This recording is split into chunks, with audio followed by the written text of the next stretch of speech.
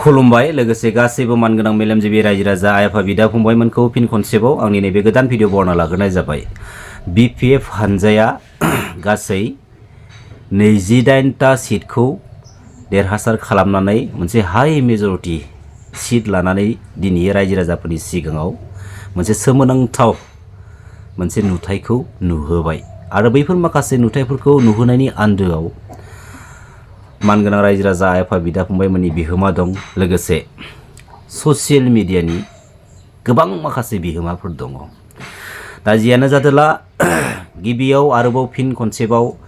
सनितपुर बिश्वनाथ ओनसोलनि मानगोनां रायजो राजा आइ आफा बिदा फंबायमोनखौ आं बर'नि असक राजा इउटुब चेनेलनि एडमिन जानानै गोसो गोरबोनिफ्राय खुलुमहरबाय। तामुलपुर डिस्ट्रिक्ट मानगोनां रायजो राजा आइ आफा बिदा फंबाय नोंसोरखौबो आं गोसो गोरबोनिफ्राय खुलुमहरबाय। उदालगुरि डिस्ट्रिक्टनि साफ्रोमबो मानगोनां रायजो राजा आइ आफा बिदा फंबायमोनखौ आं गोसो गोरबोनिफ्राय खुलुमहरबाय। लोगोसे बाक्सा डिस्ट्रिक्टनि मानगोनां रायजो राजा आइ आफा बिदा फंबाय गासैखौबो गोसो गोरबोनिफ्राय खुलुमहरनाय थाबाय। चिरां डिस्ट्रिक्टनि साफ्रोमबो मानगोनां रायजो राजा आइ आफा बिदा फंबायमोनखौ गोसो गोरबोनिफ्राय खुलुमहरनाय थाबाय। आरो क'क्राझार डिस्ट्रिक्टनि साफ्रोमबो मानगोनां रायजो राजा आइ आफा बिदा फंबायमोनखौ गोसो गोरबोनिफ्राय खुलुमहरनाय थाबाय। बिपिएफ हानजाया बे बाराव बिटिसि काउन्सिल गभर्नमेन्टखौ सालायसिगोन। दा मोनसे बाथ्रा आं बुंगोन, बे बारनि जिथु मोनसे दोहौ नङा होमबा, आरो बे दोहौनि आन्दोआव ससियेल मिडियानि गोबां मोनसे गेदेर बिहोमा दङ। आरो बे ससियेल मिडियानि जाखिनि बिहोमाफोर दङ, बे बिहोमाफोरखौ बिपिएफ हानजानि जेसेबांखिनि गेदेर गेदेर लिडारफोर दङ बयबो मिथिखागौ आरो साफ्रोमबो बर' हारिनि गेदेमा लिडारफोरा बयबो मिथिखागौ। जाखिनि दोहौ फैदों 3 दाननि सिगाङाव बिटिसि बिसायख'थिखौ लानानै आरो स्पेसियेलि बिपिएफ हानजाखौ मोजां मोननायनि सापर्टिं रलाव थानानै बाथ्रा बुंनायनि जाखिनि दोहौ फैदों 3 दाननि सिगांनिफ्राय, बेयो जाबाय ससियेल मिडियानि पावार आरो माखासे सैथो बाथ्रा, जाय माखासे सैथो बाथ्राफोरखौ बर' माहारिनि मानगोनां रायजो राजा आइ आफा बिदा फंबायमोना मिथियाखैमोन आरो माखासे सैथो बाथ्राखौ लाखुमानानै बर' हारिनि गेजेरावनो नंखाय बाथ्राफोरखौसो सैथो बायदि फोरमायहैनानै बर' फिसाफोरखौनो बर' बिदा फंबायमोनखौनो थगाय थसि पलिटिकेलि क्रेडिट लानो नाजाहैनाय, गावबा गावनि पकेटखौ रोजा खालामनानै लाबोनो नाजाहैनाय आरो बर' माहारिनि गोथार बेसेनखौ पलिटिक्सनि बै ब्लेक मार्केटआव फालांगि खालामहैनो नाजानाय माखासे नुथायखौ जों नुनो मोनबाय थादों। आरो आंबो पार्सनेलि बुंबाय थादों जे सैथो लामानि बिखायाव गसंनानै जायफोर सुबुङा खामानि मावलांबाय थागोन आरो जायफोर सुबुङा एवारनेस बाथ्रा फोसावलांबाय थागोन, जानो हागौ गोबां प्रब्लेमजों मोगा मोगि जानो गोनां जानानै फैगोन। मोगा मोगि जादोंबो, आंबो जादों, नाथाय मालाबाबो उनफिननाय जानाय नङा होननानै आं बारंबार बुंबाय थाखादों आरो उनफिनाबो। दिनैयो जाय सुबुङा नंखाय लामायाव थानानै माखासे नंखाय बाथ्राफोरखौ सैथोबादि फोलानानै दिनै बेसेन लानो नाजानाय, माखासे पलिटिकेल क्रेडिट लानो नाजानाय, जानो हागौ खेबसे समनि थाखाय थगायनो हागोन, खेबनैनि थाखायबो नोङो थगायनो हागौ जानो हानाय, नाथाय खेबथामाव मालाबाबो हाया आरो नंखाय लामानि लामाया मालाबाबो गोलाव जानो हाया।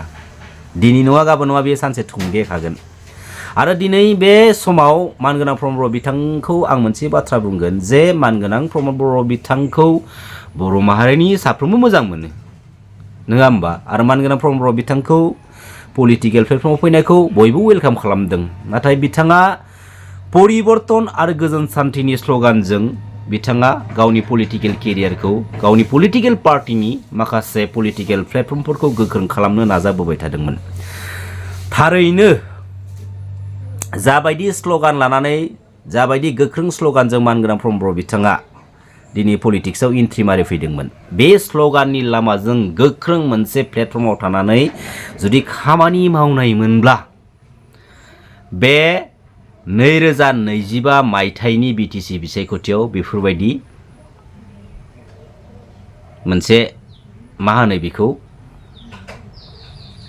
एकेबारे लवेस्ट नाम्बार सिटखौ मोननाय नङामोन दिनैयो जाखिनि सिटखौ मोनदों बेराफारसेथिं जों बेखौनो नुहुरो जे रायजो राजाफ्रा गोजोननाय गैया सापर्ट गैया नङा होमबा आरो बेराफारसेथिं जों बेखौ बुंनो हागौ जेरैबायदि पलिटिकेल पावाराव थानानै पलिटिकेल पावारखौ लानानै जेरैबायदि खामानि मावनांगौ बेफोरबायदि खामानिखौ मावनानै होनो हायाखै आरो जेरैबायदि माने खोथा लाखिनानै जेरैबायदि रायजो राजानि सिगाङाव खोथा लाखिनानै खोथा होबोयो बैफोर माखासे खोथाफोरखौ गोबां थाखोनि फेलें खालामबोदों जायनि थाखाय रायजो राजाफ्रा गोजोननाय मोनाखै आरो गोबां समावनो थगायनानै बाथ्रा बुंबोनाय माखासे नुथायफोरखौ जों नुबोबाय थाखादों दा जियानो जादोला बिटिआर एग्रिमेन्टनि गेजेरजों लाबोजानाय माखासे दफाफोरखौ लानानैबो रायजो राजानि सिगाङाव गोबां रोखोमनि गोबां माने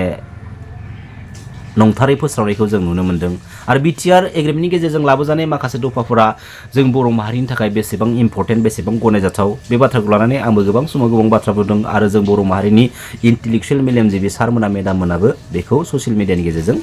फोरमायबोबाय थादों जायनि जाहोनाव बिटिआर एग्रिमेन्टनि माखासे दफाफोरनि मिथियै माखासे बाथ्राफोरखौ जों ससियेल मिडियानि गेजेरजों फोरमायनायनि थाखाय बर' माहारिनि इन्टेलेक्सुवेल सारमोन मेडाममोना फोरमायनायनि थाखाय बर' माहारिनि बर' फिसाफ्रा दिनै सैथोखौ मिथिनाय दिनै साग्रिद जादों साग्रिद जानायनि खारना गावबा गाव बेसेन मोननांगौनि थाखाय नङा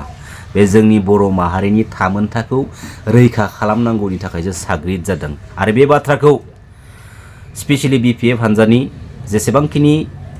गेदेर गेदेर लिडार्सफोर दङ बै साफ्रोमबो मानगोनां लिडार्सफ्रा रायजो राजानि बेसेनखौ जेब्लाबो मान होलांनांगोन आरो फैबाय थानाय समाव जिहेतु बिपिएफ हान्जायानो जोंनि बे बिटिसि काउन्सिल गभर्नमेन्टखौ सालायनो थांगासिनो दङ बे बिपिएफ हान्जानि बिटिसि काउन्सिल गभर्नमेन्ट सालायनाय समाव जेन बयबो रायजो राजा आइ आफा बिदा फंबायमोनखौ अनसायनानै जै जै मै मै गभर्नमेन्टखौ सालायलाङो आरो जायबायदि बर' फिसाफ्रा जेरैबायदि अनसुंथाइ मोनथावनानि जयगता दङ बै बर' फिसाफोरखौ जेन नायख्लेंनानै दाथां जाय बर' फिसाया जाबायदि सुबिदाखौ मोनथावना बे सुबिदाखौ जों होलांनो हानांगोन आरो जायफोर माखासे लिडार्सफोरा जा बर' फिसाफोरनि अनसायनाय मोननानै दिनैयो देरहासार जालांनो हादों बै माखासे देरहासार जालांनाय लिडार्सफोरा केन्डिडेट्सफोरा जेन जेब्लायबो रायजो राजाफोरखौ अनसायनानै खामानि मावलाङो आरो फैबाय थानाय समाव जायखिजाया लिडारा रायजो राजाखौ जाथावथारै जुदि मिसबिहेभ जुदि खालामनाय जुदि जों नुयोब्ला जों खोनायोब्ला बै लिडारा जायखिजाया जियानो जायाथों मानो सोंथि खालामनाय जागोन आरो बेनि फिननायखौ रायजो राजानो होथारनांगोन नंगौना नङा मानव गिदिर रायजो राजा नोंथांमोन जियानो जा बे बारनि जिथु बिटिसि बिसायख'थि बे मोनसे सैथोनि हेफाजाबनि मोनसे दोहौ आरो बे दोहोखौ सन्मान लाखिनो रोंनांगोन आरो आं बेखौनो बुंदों बे बारनि बिटिसि बिसायख'थिनि जा मोनसे दोहौ बे दोहौनि आन्दोआव नैबे ससियेल मिडियानि गोबां गेदेर बिहोमा दङ दा बे समाव मोनसे कमेन्ट्स नोंथांमोननो दिन्थिनो नागिरदों आङो जे जोंनि बर' माहारिनिनो सासे बर' ब्रादारा आंनिसिम मोनसे कमेन्ट हरदोंमोन जाय सानखालि माने काउन्टिं खालामगासिनो दंमोन जे ब्रादारा बुंहरदों जे नोंनि बाथ्राफोरखौ आं मानिनानै आं फल' खालामनानै बा आंनि बुंनाय बाथ्राफोरखौ बियो मानिनानै बिपिएफ पार्टियाव माने भट होदोंमोन नांगुलनि सावगारियाव नाथाय आं जेबो बुंराखै दिनै मोनसेल' बाथ्रा बुंगोन बे चेनेलनि गेजेरजों जेब्लायबो आं जेरैबायदि बाथ्रा बुंदों बेखौनो नोंथांमोना नुलांबाय थागोन आरो आङो जायखिजाया लिडारानो जा ए टु जेड आं रावनिबो आन्दाराव रावनिबो बिथोनाव खामानि मावग्रा नङा रायजो राजा आइ आफा बिदा फंबायमोन आं मावगोन रायजो राजा आइ आफा बिदा फंबायमोननि खामानि मावलांगोन आरो फैबाय थानाय समाव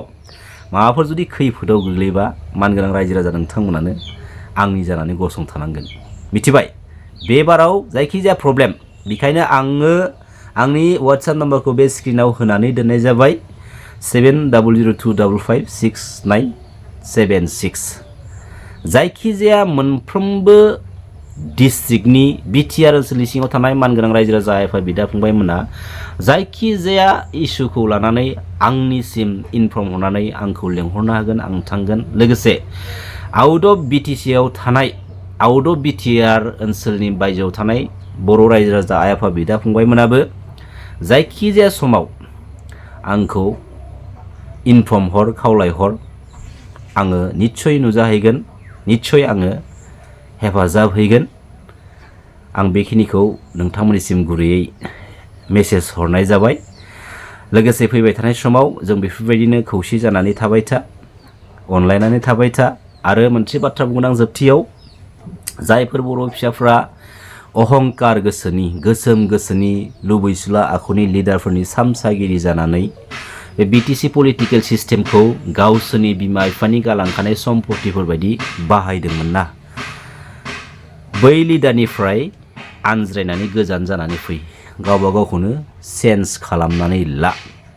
मानो बुंदों मिथिगौना आङो बे बिटिसि काउन्सिल पलिटिकेल सिस्टेमा ओरैनो मोननाय नङा हाजार हाजार बर' फिसाफ्रा जिउ होलांनायनि उनावहाय थै होलांनायनि उनावहायसो जों बे बिटिसि काउन्सिल पलिटिकेल सिस्टेमखौ मोननो हादों आरो मोनफ्रोमबो बिटिसि बिसायख'थिया जेब्ला खाथि सफैयो बै समाव जों गावजों गावनि गेजेरावनो बर' बिदा फंबायनि गेजेरावनो थै होलायनासो बिसायख'थि गेलेलांबाय थानायसै नामा एसेबो उनफिननानै सानफिननो हानाय गोहो गैया सान